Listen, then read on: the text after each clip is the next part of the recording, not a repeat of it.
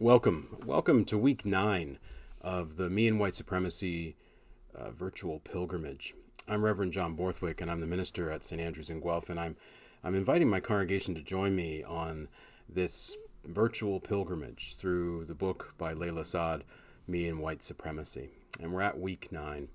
And as Layla suggests, there should be a content warning for this material in the weeks, the past week and this week and the weeks to come.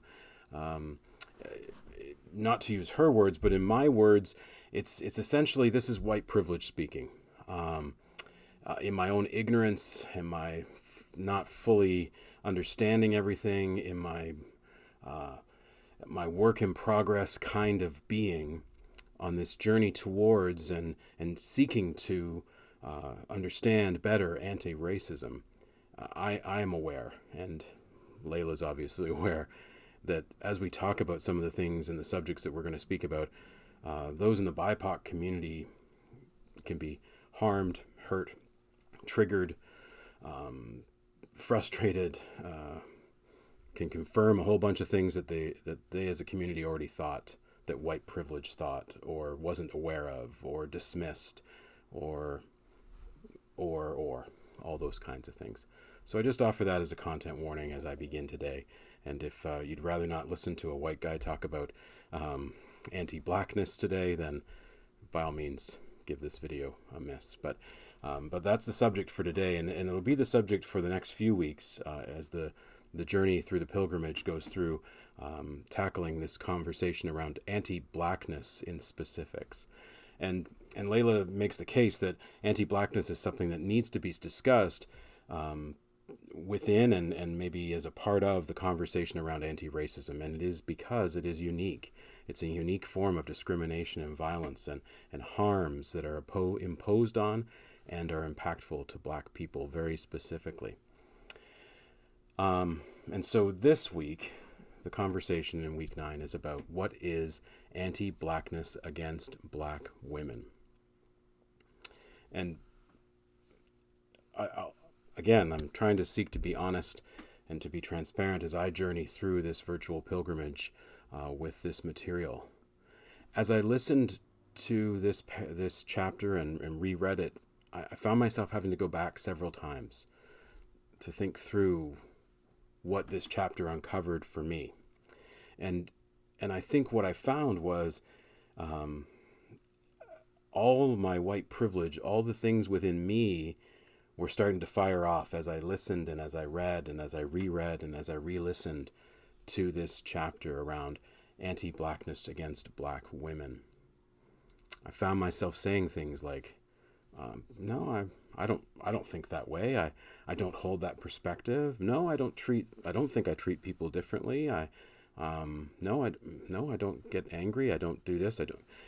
All sorts of things were firing off for me. I found myself maybe not necessarily becoming defensive, but certainly being very aware that this was a topic that truthfully I hadn't spent a lot of time thinking about, wondering about, or reflecting on. And maybe within that statement, tragically, I think there's a truth in there that I would assume, or I'd wonder for the Black community, that's exactly one of the exact revelations, truths as a part of white privilege.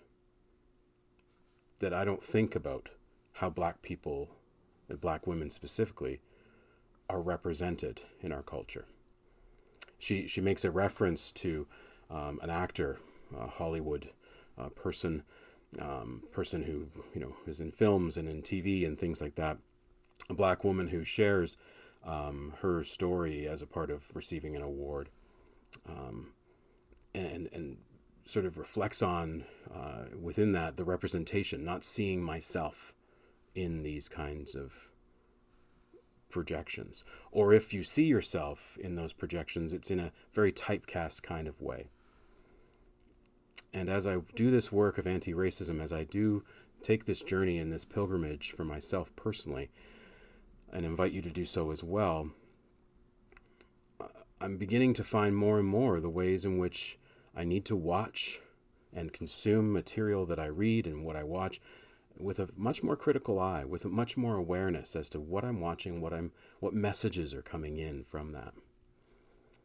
Because there are messages, and those messages have been imposed by, whether it's a misogynistic, a male, very male-dominated, patriarchal kind of way of projecting stories or telling stories, or whether it's a very white way of projecting something and telling stories, and who's the hero, who's not, who's the caricature, who's meant to be just some comic relief, who's meant to be vulnerable, who's meant to be strong, whatever that looks like in our media. We need to really reflect on that and think about that.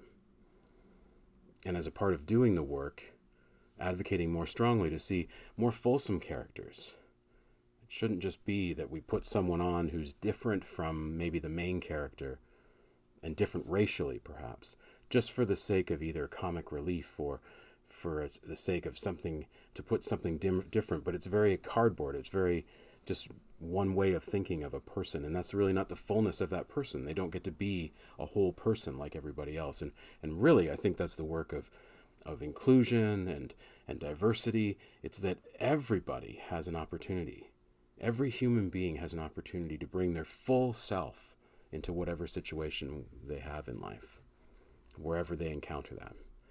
And one of the truths around these conversations around anti-racism and anti-blackness are, that's not the case because of white privilege, because of white superiority.